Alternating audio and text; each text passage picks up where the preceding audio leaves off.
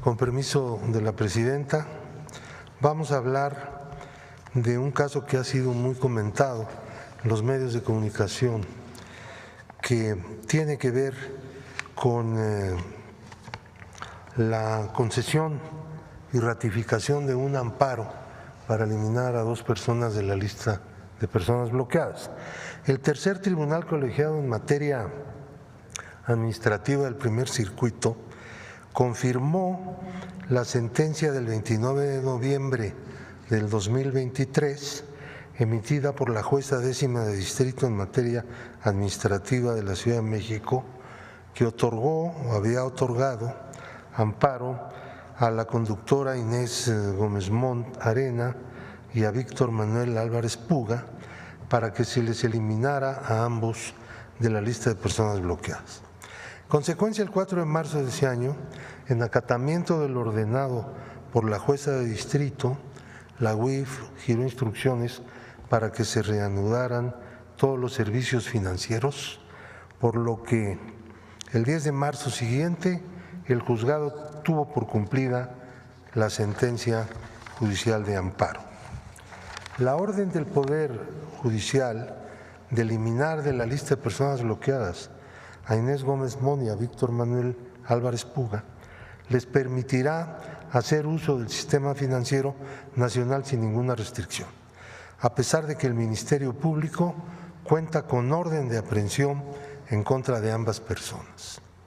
La lista de personas bloqueadas es una medida preventiva para suspender de inmediato que los recursos cuyo origen se presume de procedencia ilícita continúen siendo integrados en la economía nacional. Es una medida de protección del sistema financiero y de la economía nacional. La Unidad de Inteligencia Financiera no realiza los bloqueos los hacen las instituciones financieras por disposición de la UIF al incorporar sujetos, personas físicas y morales, a la lista de personas bloqueadas. Esta conducta no es rara. De vez en cuando, algún acto como estos se hace algo escandaloso. Vemos la siguiente diapositiva. Lista de personas bloqueadas. Del 1 de diciembre de 2018 a marzo de 2025 se incluyeron en la lista de personas bloqueadas a 5.904 personas físicas y 1.911 personas morales, es decir, empresas. En total, 7.815 sujetos. Se han desincorporado de la lista a 910 personas físicas, 360 morales. Actualmente se encuentran en la lista casi 5.000 personas físicas y 1.551 personas morales. Total 6.545. Derivado de la incorporación de sujetos a la lista, las instituciones financieras han bloqueado 32,000 millones de pesos, 568,3 millones de dólares y 2 millones de euros. Como resultado de resoluciones judiciales, así como del Tribunal Contencioso Administrativo y de la UIF, se han desbloqueado recursos de acuerdo a lo siguiente. Les hago la aclaración. Una persona que es incorporada a la lista físico-moral tiene 2 posibilidades de objetar esa incorporación. Se va al amparo, en cuyo caso abandona el terreno administrativo, que es la naturaleza de esta incorporación, o se va a una audiencia en la Unidad de Inteligencia Financiera. En el caso del amparo pide la suspensión y los jueces inmediatamente la otorgan, la inmensa mayoría de los jueces. Le permiten utilizar los recursos, aunque sigue incorporada en la lista. Y por la vía administrativa exponen su situación en la Unidad de Inteligencia Financiera. Si ahí se considera que efectivamente tiene razón la persona afectada, se dispone su eliminación de la lista. Si no es así, la persona tiene derecho a objetar la resolución del titular de la UIF en el Tribunal de lo Contencioso Administrativo, cuyo asunto se termina, en el caso de que no le sea benéfico al quejoso, termina en el amparo. Entonces, en esta tabla que estamos viendo, de 32.531 millones inicialmente bloqueados desde diciembre del 18, por resolución judicial, 23.575.925.786 han sido desbloqueados por los jueces del país, por los jueces federales. 82.470 y fracción por resoluciones del Tribunal Contencioso Administrativo y por resoluciones del propio órgano administrativo, que es la Unidad de Inteligencia Financiera, 5,000 y pico de millones.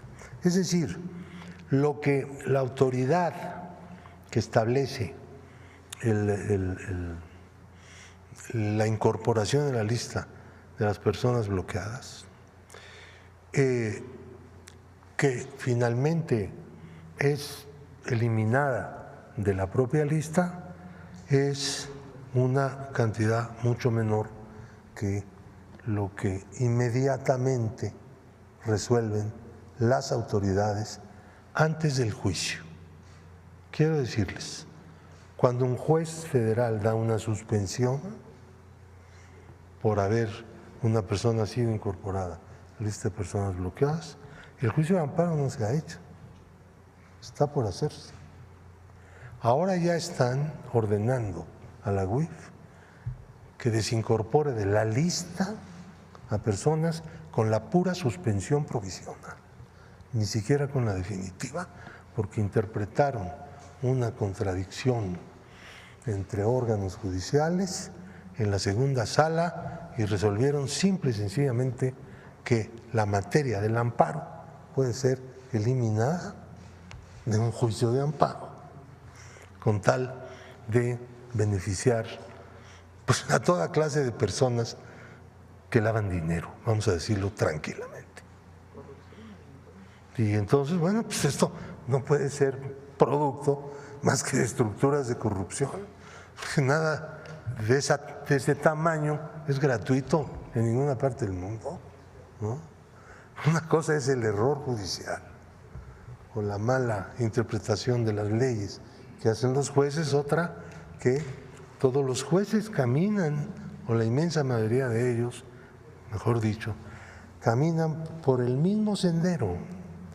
Entonces, lo que se ha venido discutiendo en el Congreso y también en el gobierno es pues, que nos dispongamos a hacer algunas reformas de carácter que ya se han demorado mucho, en el caso concreto del Senado, algunas reformas que permitan que el sistema de prevención de operaciones con recursos de procedencia ilícita y su persecución ante los tribunales como delito federal se ha fortalecido. En la cuarta ronda del Grupo de Acción Financiera se le señaló a México una serie de observaciones con el propósito de que las pusiera en práctica. De entonces acá algunas se han puesto en práctica.